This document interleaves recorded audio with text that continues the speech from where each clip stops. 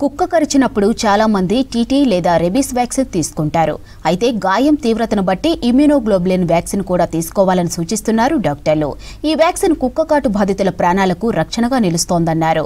లేదంటే రెబీస్ బారిన పడి ప్రాణాలు కోల్పోతారని హెచ్చరిస్తున్నారు ఫీవర్ హాస్పిటల్ డాక్టర్లు.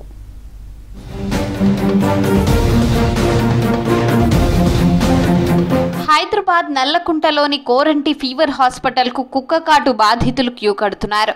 రోజు 70 నుంచి 80 మంది వరకు కుక్క కాటు బాధితులు ఇక్కడికి వస్తారు.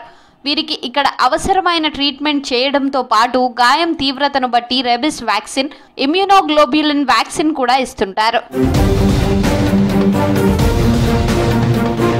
కుక్క కాటు తీవ్రతను 3 స్థాయిలుగా విభజించి 3rd లెవెల్ గాయాలకు ఇమ్యూనోగ్లోబులిన్ వ్యాక్సిన్ ఇస్తున్నారు డాక్టర్లు. కుక్క కరిచినప్పుడు టీటీ లేదా రాబిస్ వ్యాక్సిన్ ఇస్తుంటారు. దీనివల్ల రాబిస్ వ్యాధి రాకుండా చూస్తారు. అయితే ఒక్కోసారి గాయం తీవ్రత అధికంగా ఉన్నప్పుడు ఇమ్యూనోగ్లోబులిన్ వ్యాక్సిన్ ఖచ్చితంగా వేయించుకోవాలని సూచిస్తున్నారు డాక్టర్లు. లేదంటే రెబిస్ వ్యాధి సోకి చనిపోయే ప్రమాదం ఉంటుందని తెలిపారు. 28,000 నుంచి 32,000 వరకు డాగ్ బైట్స్ ఉంటాయి. సో ఎవ్రీ మంత్ కూడా ప్రతిరోజు ఒక 100 నుంచి 120 కేసుల వరకు వస్తూ ఉంటాయి. మన దగ్గర 2 రకాల ట్రీట్మెంట్ అవైలబుల్ ఉంది ఇక్కడ. ఒకటి వ్యాక్సినేషన్. ఈ వ్యాక్సినేషన్ అనేది ఫీవర్ హాస్పిటల్తో పాటు మిగతా హాస్పిటల్లో కూడా ఉంది. ఐపీఎం కానీ, మిగతా మేజర్ హెల్త్ సెంటర్స్ కానీ, డిస్ట్రిక్ట్ హాస్పిటల్ కానీ, సివిల్ హాస్పిటల్ కానీ అన్నింటిలో అవైలబుల్ ఉంటుంది.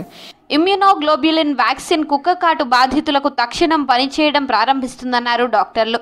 రెబిస్ వ్యాక్సిన్ సమయం పట్టే అవకాశం ఉంటుంది. దానివల్ల ఒక్కోసారి గాయం తీవ్రత అధికంగా ఉన్నప్పుడు రెబిస్ వల్ల ప్రమాదం ఏర్పడుతుంది. అదే సమయంలో ఇమ్యూనోగ్లోబులిన్ వ్యాక్సిన్ వేయించుకుంటే 100% రెబిస్ నుంచి రక్షణ ఉంటుందంటున్నారు డాక్టర్లు. ఈ ఇమ్యూనోగ్లోబులిన్ వ్యాక్సిన్ హైదరాబాద్లోని ఫీవర్ హాస్పిటల్లో మాత్రమే లభిస్తుందన్నారు ఆ hospital superintendent doctor Rajendra Prasad. ప్రైవేట్లో ఈ వ్యాక్సిన్ తీసుకోవాలంటే 7 నుంచి 8,000 వరకు ఖర్చు అవుతోందంటున్నారు. ఫీవర్ హాస్పిటల్లో ఉచితంగా ఈ వ్యాక్సిన్ ఇస్తున్నామని తెలిపారు డాక్టర్ రాజేంద్ర ప్రసాద్. ఇమ్యూనోగ్లోబులిన్స్ అనేది హైదరాబాద్ పరిధిలో ఓన్లీ ఫీవర్ హాస్పిటల్లో మాత్రమే అవైలబుల్ ఉంటాయి. సో కుక్క కాటుతో వచ్చిన తర్వాత వ్యాక్సినేషన్తో పాటు ఆ ఊండుని కేటగిరీ చేయాలి. కేటగిరీ 3కి మాత్రం తప్పకుండా ఇమ్యూనోగ్లోబులిన్స్ ఇవ్వాలి. యాజ్ ఎర్లీ యాజ్ పాసిబుల్, మీకు ఎంత వీలైతే అంత తొందర తీసుకోవడం మంచిది. మ్యాక్సిమం టైం 1 వీక్ లోపు తప్పకుండా తీసుకోవాలి. మనం ఇమ్యూనోగ్లోబులిన్ తీసుకుంటే కనుక దాదాపు 100% మనం రేబీస్ రాకుండా కాపాడుకోవచ్చు.